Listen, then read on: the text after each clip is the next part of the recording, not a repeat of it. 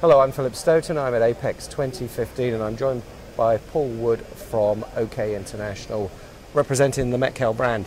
You've got a new product, the Scarab, at the show here. Tell me a bit about the product and what demands have driven you to develop and release that. Well, a lot of the show is about automation, and in Asia a lot of robots are there for soldering, and you have a lot of selective soldering machines on the market which tend to take operators out of the loop.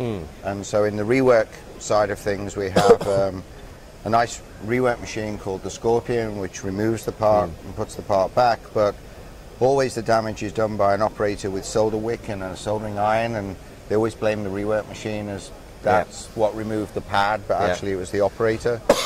So we've made a robotic site cleaning.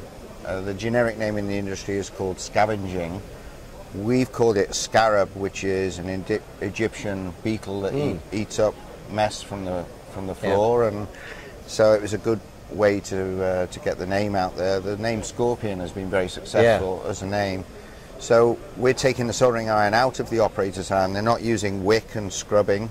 This has a vacuum cup in the middle, hot air round nozzle, and it steps pad by pad and sucks the vacuum solder up by vacuum and collects it in a solder chamber, which will last about a week before you need to clean it, and basically takes the operator out the loop. So we've had customers here at the show turn up with space boards that are worth a couple of $100,000. They don't want an operator going near them with a wick.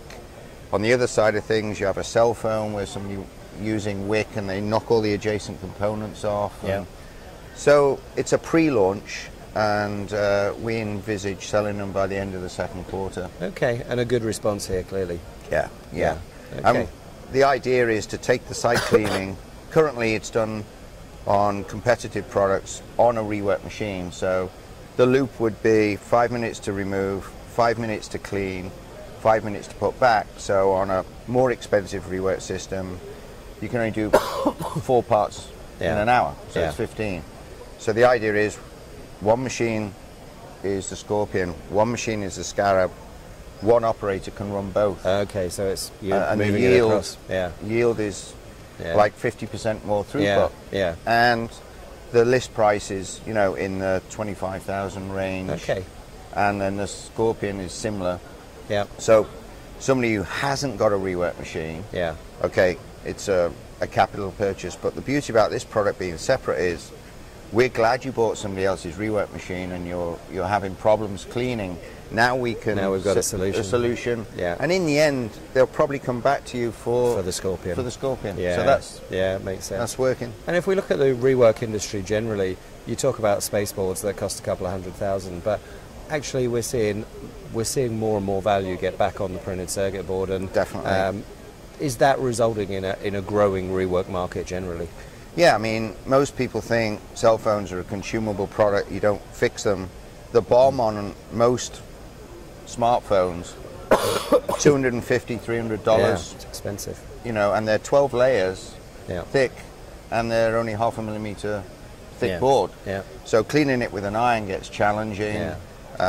Certainly a lot of stuff coming back from Asia into US because the labor rate's gone up in Asia, and the shipping costs and so on and so forth. And I think this recent strike on the docks has put a few people worried about stuff coming in from Asia. And, of course. And these products, I have for the first time put a sign on the booth, made in America. Okay.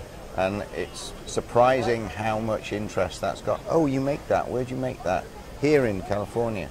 Okay. So that's a plus. It's interesting, isn't it? I've always looked at that kind of regionalization, and you want this global market to operate, but certainly in the last couple of years that Made in USA has become quite an important stamp to contract manufacturers, but also NAFTA to and with military, certainly you can't sell to them if it's made in China. And I was in India in November. I did 5 seminars in 5 cities in November, and they are absolutely pioneering.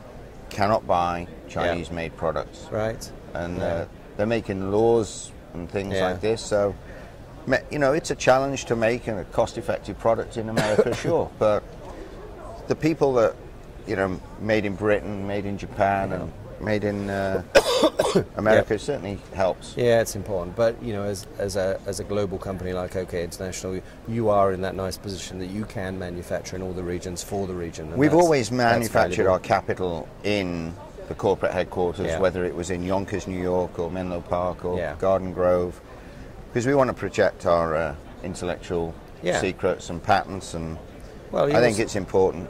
it's also nice to have R&D right next door to manufacturing, Yeah. because then you can make it happen and make it right, can't you? Yeah, Yeah. and I had some fights to initially keep it in America, because, you know, as the public company that owns us, Dover, we have factories in Shenzhen, and could Yeah. you make it there? Could you make it here?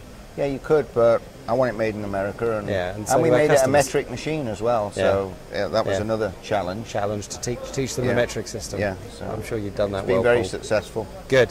Thanks for stopping by. Congratulations on the new product, and I'm sure it'll be a success. Thank All you. right, thank you.